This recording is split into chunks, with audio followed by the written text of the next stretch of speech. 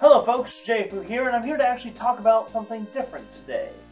An unboxing video. I'm not actually a big fan of these, but this actually correlates to something I do on the show anyways, which is we'll review games, and I'm a big retro game collector, which you can see some of it behind me, and you can see these right here, and I stumbled upon a retro video game collecting service that basically specializes in collecting video games that they will send to you every month that you get to keep, called Retro Game Treasures. And that sounded very fascinating for me because it's really hard to find vintage retro games in my area unless I go to a flea market, which doesn't happen very often, or if I go to a specialty shop, but they usually have a bunch of garbage, like a bunch of sports games that I don't want. So that being said, I thought this service sounded very interesting, so I signed up for 3 months, and I've received all 3 months of my stuff, which you can see right here. I've opened all but one of them, which is right here as well, and I will actually show you each one I got, starting with the first one, and then we'll work up to this one.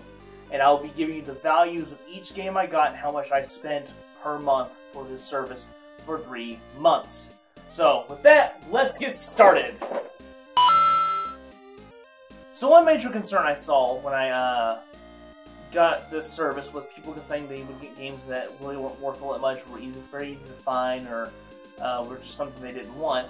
So I'll get into what I'm talking about in a second. With my first box, I got these 4 games. You get 3 to 5 games per box. And I have Power Rangers SPD. This game ranges for about $4. You know, not very expensive, but I also wouldn't have thought to get this game myself. I'm a big Power Rangers fan. I've played this, and it's pretty fun, but very linear. It's pretty much like a one-play kind of thing, but I enjoyed it.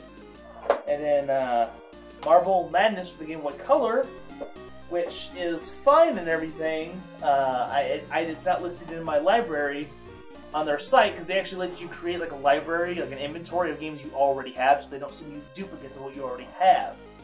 And you also get to choose, like, don't send me sports games, don't send me imports, don't send me this, you know, stuff. You know, send me RPGs, send me beat 'em ups and stuff like that.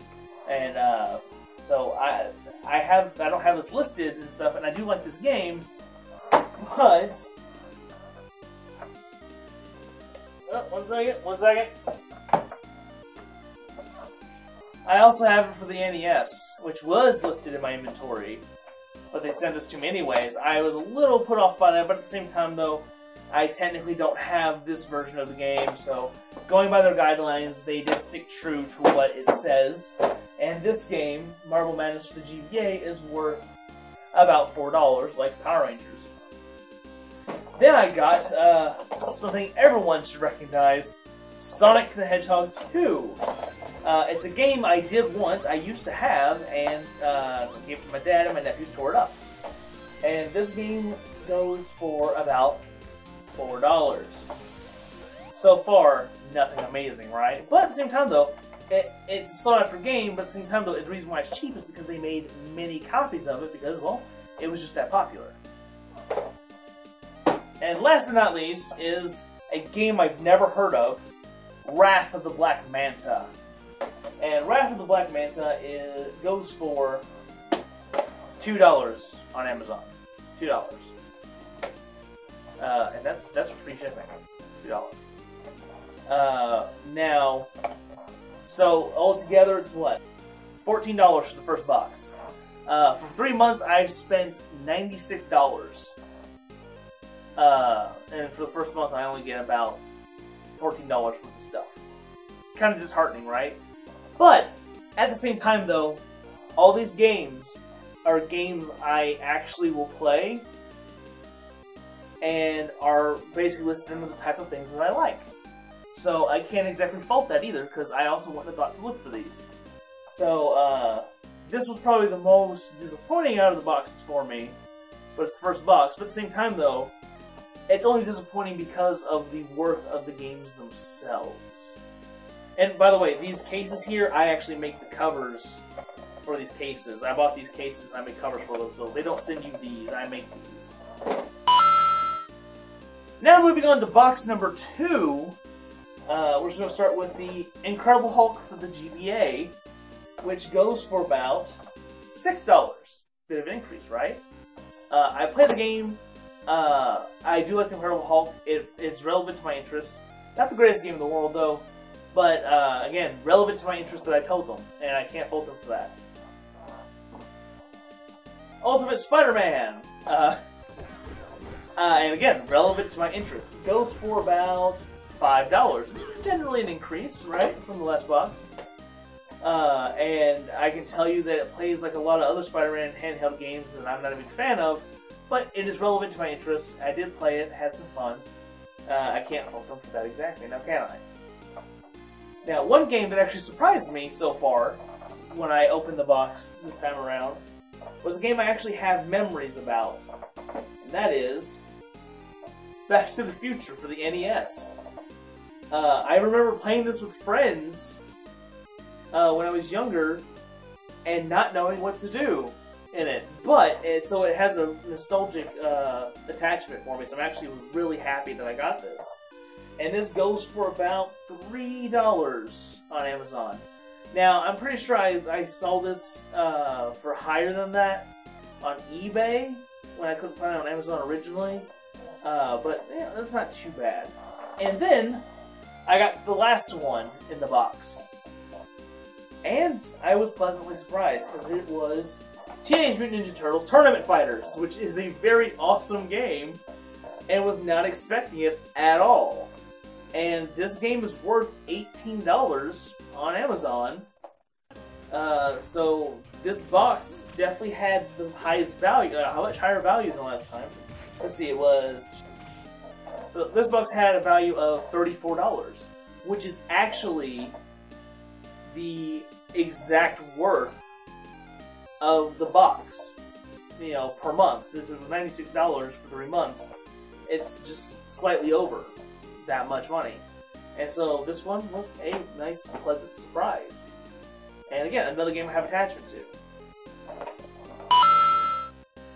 Now for the moment we've all been waiting for, I'm actually going to open up this box right here. So, let me find something to open this real quick. Well, I'm going to tell you right now, here I got another Game Boy Advance game. It is Yu-Gi-Oh! Eternal Duel of Souls, a game I actually have attachment to because I used to own this. I don't know what happened to it. I honestly don't. And I'm actually really good at these games.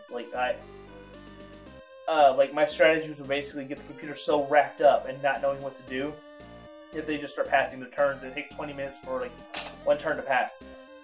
After looking it up to see the price of this one, it goes for about $5. So I mean, it's not great, but it's not bad either. But it also means a lot to me because it, you know, it's nostalgic, and that actually makes it more valuable to me. All right, for the next one.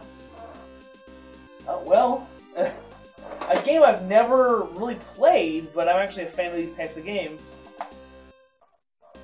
Final Fight for the Super Nintendo. Wow. Fun fact, though it's not in America really, it was censored in America. In the Japanese version, it featured Roxy and Poison as two of the enemies that you'd be fighting in the game. And Poison is one of the first transgender characters in a video game. Only because her being a former man made it alright to hit a woman. That's the reason why she was made into a transgender character. And that was originally in the English version, and it eventually got put that way in the Japanese version as well. So, just for that story alone, I love that I have this game. So, well, I'm going to see how much this one's worth, and I'll get back to you. This one's worth $10. That's not bad at all. It's not bad at all. Now, and again, this is like, I'm going by used prices, by the way. I'm not going by, like, mint condition or, you know, everything. All these work, by the way, from all the ones that I've shown you already, work. You know, perfectly fine. So, I mean, they're in great condition. And so, well, that's something I'm adding to my mantle. To the final game for the third box. And I've already seen what it is, because I've been looking in the box. You've seen me doing that, so I'm not going to act like I'm super surprised. But it is Dragon Quest III for the Famicom. What is the Famicom? ミリーコンピューター登場 It is the Japanese name for the Nintendo, the NES. So basically, this is just an NES game, but normal NES consoles cannot play these because they are not built properly. But I have a Retron 5, which has a slot specifically for these, so I can play this. Now, originally, I told them no import games. But I learned a nice little fact about my Retron 5 that basically told me that I can find, if I can find an English patch for a game and put it on an SD card, it will translate Japanese games into English for me. So, the fact that I have, and also when I found it out, I basically checkmarked, yes, give me imports, because I can do that now. So I can actually play this in English. That's really cool. And I will look up a price on this and get back to you. Alright, for Dragon Quest, the Japanese import of it, it sells for about $6. So that makes the total value of this box $21. So, I will also add this though. Japanese version $6. In Japanese. I can translate it into English because I have a console that allows me to do that. That's really cool. But if I didn't have that console and I wanted the English version used, that runs for $65. So, this is worth $6. But I don't have to spend $65 to get the English version of this game. That's a big plus. I mean, I don't know if they don't know I have a Retron 5. So this was a big coincidence, but it works out with a nice little happy accident that I get to play basically a $65 game for only $6, essentially. So I'm actually really cool with that. So with that, I'm going to total up what each game is worth for each box, and I'll get back to you in 1 second. Okay, folks, so with all 3 boxes totaled up for the cost of them, and what they're worth. And by the way, I've made cases for these while I had the time. I love making sure all my stuff is organized. The total comes down to $67 is basically the worth of all of these sitting on this desk. This is worth $67. I spent $96. Which means there's a, what, $27 difference, I believe? $29 difference between what I paid and what these are worth. Now, I also understand that this is a company that's trying to make money, so they don't want to just keep sending me a ton of very valuable games over and over and over and over. So I'm actually relatively alright with the price this costs me, because it also pays for whoever is finding these games and sending them to me. And, you know, shipping and handling and stuff. So that's not a bad deal in my opinion at all.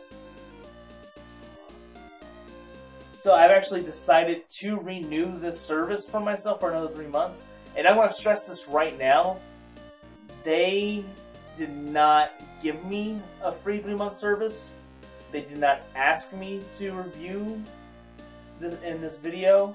They did not give me anything. This was of my own choosing. I bought the service, so I wanted to try it out. And since it's relevant to my interests on this channel, I thought I would actually share with you guys who may be interested in, you know, jump-starting your retro collection. One thing I would tell you, though, that you need to be vigilant on with this service is when they take you to the survey to choose your interests about what games you want, you need to be as specific as possible. You know, you choose what consoles you have or just want games for. Like, you could have a Super Nintendo and stuff, but you only want games for your NES. Then you don't checkmark that Super Nintendo. You just checkmark the console that you want games for. Then check the genres that you want. You have to choose at least 4, so you'll probably get some stuff that you're not exactly wanting all the time. But more or less, the categories were enough for me to be able to choose what I wanted.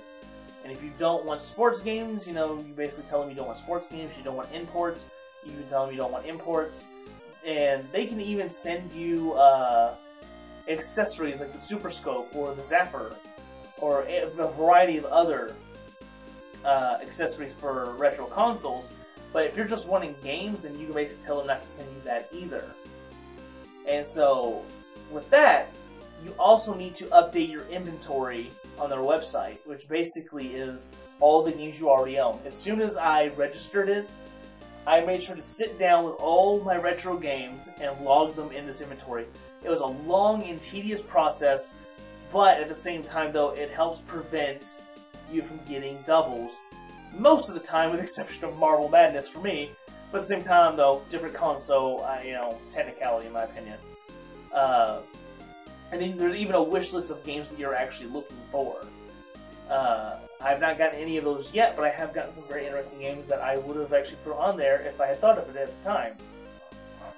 So if you're interested in it, I say get it, like try it out for a month or something. But in my opinion, though, it's going to take more than a month to really realize if you want the service or not. And the more months you buy, the cheaper the price is technically month to month. If you buy for a full year, you're only paying $30 a month. If you're paying for for 3 months, you're paying $33 a month. So those dollars add up when you don't have a lot of money like me, though. So I hope this has been informative. I hope this can help anybody. I've been wanting to do this for a while, but I'm waiting for the third box to finally get here, and I'm more or less happy with what I got. I really am. And another thing is, even though some of them aren't that valuable, some of them are games I would not have thought to personally pick out for myself, even though I would probably have liked those games, because sometimes you just don't know a certain game exists or that you're actually looking for a certain type of game until you go find it or if it arrives at your doorstep. So I say give Retro Game Treasures a look at, and if you think it meets your interests, I'd say get a subscription, see what you like, test it out. You can find a link to their website in the description below, and again, I hope it's been informative, and I'll see you guys on the other side. I'm probably going to play some Dragon Quest III, because I actually have not played any old NES Dragon Quest games, and I can play this Japanese version in English, so that's really cool. And if I were to have gotten Dragon Warrior 3, which is the English version of Dragon Quest III, that would have brought the total of the boxes up to $132. On a technicality, I'm not going to say that's what this one's worth, this one's actually worth $67, but if they would have given me the actual American version, that would have been a cornerstone to my collection. But I'm not looking for cornerstones more than things that I actually would love to play, and that's what I got. I'll see you guys on the other side. Bye!